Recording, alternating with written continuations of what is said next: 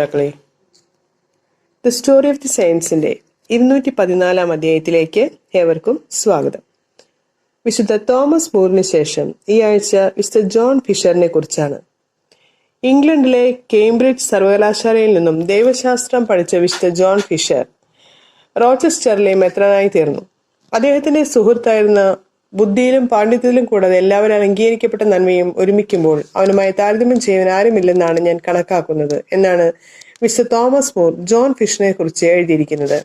Mister John ഫിഷറും സുഹൃത്തായിരുന്ന mister Thomas മൂറും സഭയുടെ ഐക്യത്തിനും വിവാഹബന്ധത്തിന്റെ ദൃഢതയ്ക്കും വേണ്ടി തങ്ങളുടെ ജീവൻ ബലികഴിച്ചു. ജോൺ ഫിഷർ, ഇറാനൂസ്, തോമസ് മൂർ തുടങ്ങിയവരും മറ്റ് നവോത്ഥാന നായകരുമായിട്ടാണ് ബന്ധപ്പെട്ടിരിക്കുന്നത്. അതിനാൽ തന്നെ മറ്റു ചില വിശുദ്ധരുടെ ജീവിതത്തിൽ കാണപ്പെടുന്നത് പോലെയുള്ള ബാഹ്യമായ ലാളിത്യം വിശുദ്ധന്റെ ജീവിതത്തിൽ കാണുവാൻ കഴിയുകയില്ല. അഗാധമായ പാണ്ഡിത്യമുള്ളവരായിരുന്നു വിശുദ്ധൻ. തന്റെ കാലഘട്ടത്തിലെ ബുദ്ധിജീവികളും രാഷ്ട്രീയ നേതാക്കളുമായി ഏറെ ചർച്ചകളിൽ ഏർപ്പെട്ടിരുന്നു. അക്കാലത്തെ സംസ്കാരത്തിൽ തൽപരനായിരുന്ന വിശുദ്ധൻ ക്രമേണ കേംബ്രിഡ്ജിലെ ചാൻസലർ ആയിത്തീർന്നു. തന്റെ 35-ാമത്തെ വയസ്സിൽ വിശുദ്ധൻ മെത്രാനായി അഭിഷിക്തനായി. ഇംഗ്ലണ്ടിലെ സുവിശേഷ പ്രഘോഷണത്തിന്റെ നിലവാരം ഉയർത്തുക എന്നതായിരുന്നു വിശുദ്ധന്റെ ലക്ഷ്യങ്ങളിലൊന്ന്. വിശുദ്ധൻ സ്വയം ഒരു നല്ല സുവിശേഷകനും എഴുത്തുകാരനുമായിരുന്നു. വിശുദ്ധന്റെ അനുതാപ സങ്കീർത്തനങ്ങൾ അദ്ദേഹത്തിന്റെ മരണത്തിന് മുമ്പ് ഏറെ പ്രാവശ്യം പുനഃപ്രസാദനം ചെയ്യപ്പെട്ടിട്ടുണ്ട്. ലൂതറനിസത്തിന്റെ വരവോടുകൂടി വിശുദ്ധൻ വിവാദങ്ങളുടെ നീർച്ചുഴിയിൽപ്പെട്ടു.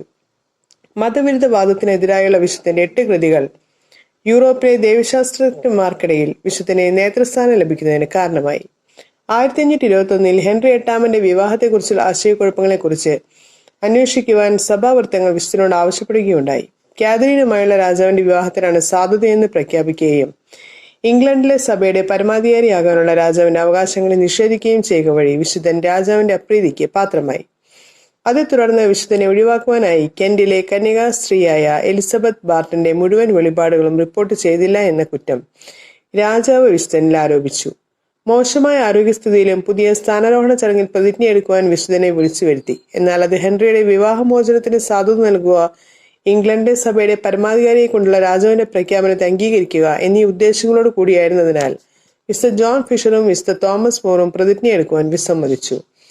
തുടർന്ന് അവരെ ലണ്ടൻ ടവറിലേക്ക് അയച്ചു. അവിടെ 14 മാസത്തോളം ജോൺ ഫിഷറിനെ വിചാരണ കൂടാതെ തടവിൽ കഴിയേണ്ടതായി വന്നു.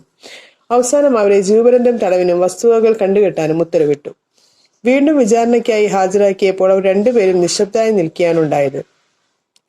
പാപ്പ ജോൺ ഫിഷറിനെ കർദിനാളായി നിയമിച്ചതിനാൽ രാജാവ് കൂടുതൽ കോപിഷ്ഠനാവുകയും രാജ്യദ്രോഹ കുറ്റം ചുമത്തി അദ്ദേഹത്തെ വധിക്കുവാൻ ഉത്തരവിടുകയും ചെയ്തു.